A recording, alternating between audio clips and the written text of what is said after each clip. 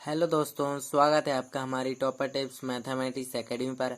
आज हम कक्षा 10वीं की गणित के पहले अध्याय को पढ़ेंगे दोस्तों। तो निकाल लीजिए अपनी पेन और कॉपी और लग जाइए हमारे साथ प्रश्न नंबर 1.2 के क्वेश्चन दूसरे को सॉल्व करने के लिए। तो दोस्तों, ये प्रश्न आपके लिए बहुत ही खास होने वाला है, क्योंकि ये प्रश्न बोर्ड एग्जाम पर पूछा जाता है और हो सकता है इस बार की बोर्ड एग्जाम पर ये जरूर आए, क्योंकि पिछले बार ये नहीं आया था। तो इस बार आने की इसके 100% चांसेस हैं।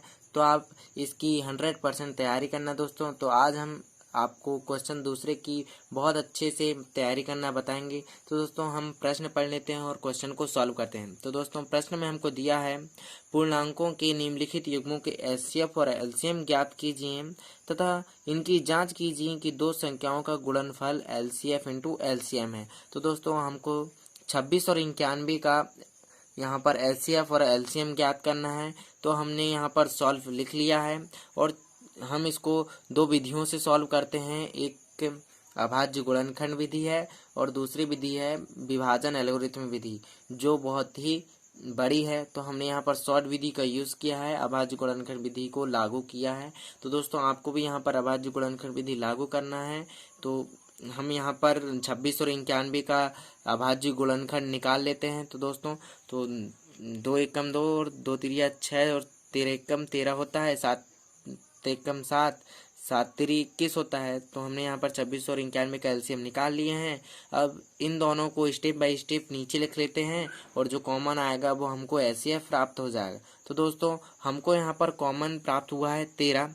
तो 26 और 91 में दोनों स्टेप में कॉमन है 13। तो यहाँ पर हमारा एचसीएफ हो जाएगा 13। तो फ्रेंड्स, अब हमको एलसीएम ज्ञात करना है। तो सबसे पहले जो एचसीएफ प्राप्त हुआ है उसको हम यहाँ पर नीचे लिख लेंगे और जो अदर बचा है जैसे 2 और 7 इसको इंटू में लिख देंगे। तो 13 दूनी 26 और 26 सत्ती 182। इस तरह हमको यहाँ पर एलसीएम भी प्राप्त हो गया है।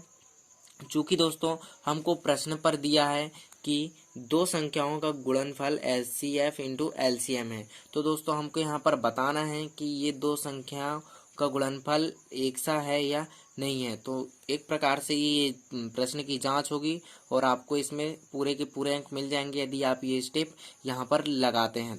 तो दोस्तों, हमने यहाँ पर वो स्टेप लिख लिए हैं जो क्वेश्चन में दी है। चूँकि दो संख्याओं का गुणनफल एलसीएम इंटू एलसीएम है, तो हमारे पास 26 और 91 दो संख्याएं हैं और एलसीएम इंटू एलसीएम हमने पहले ही ढूंढ लिया है। तो एचसीएफ हमारा 13 है, एलसीएम हमारा 182 है। ठीक है फ्रेंड, तो 26 और 91 को इंटू करेंगे तो 230 मतलब 2 3 6 6 हमको प्राप्त होता है। और 13 और 182 का इंटू भी करेंगे तो 2366 ही हमको प्राप्त होगा।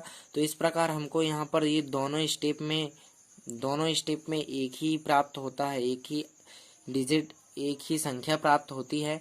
तो हमारा ये क्वेश्चन पूरी तरह से सही है, क्योंकि दो संख्याओं का गुणनफल वही होगा जो एचसीएफ और उसका एलसीएम होगा। ठीक है फ्रेंड्स, तो हमने इसको पूरी तरह से सॉल्व कर लिया है और बहुत ही इजी तरह से। तो हम इसको अब अतः करके लिख लेते हैं, क्योंकि जब तक अतः करके नहीं लिखेंगे ये सवाल पूरी तरह से सॉल्व नहीं होगा। तो हम अतः में लिखेंगे कि एस तथा एचसीएफ इसका है, अतः एचसीएफ 13 तथा एलसीएम 182 होगा। तो दोस्तों, हमको बहुत ही ईजी तरह से यहाँ पर अतः लिखना है, क्योंकि अतः अपने मन से लिखा जाता है, आप और अलग से भी लिख सकते हैं अपने हिसाब से। तो दोस्तों, हमने ये पूरा क्वेश्चन सोल्व कर लिया है। तो दोस्तों, आपको ये वीडियो पसंद आया होगा तो लाइक शेयर एंड कमेंट ज़रूर करें दोस्तों, और हमारी अगली वीडियो का इंतज़ार करते रहना। बाय।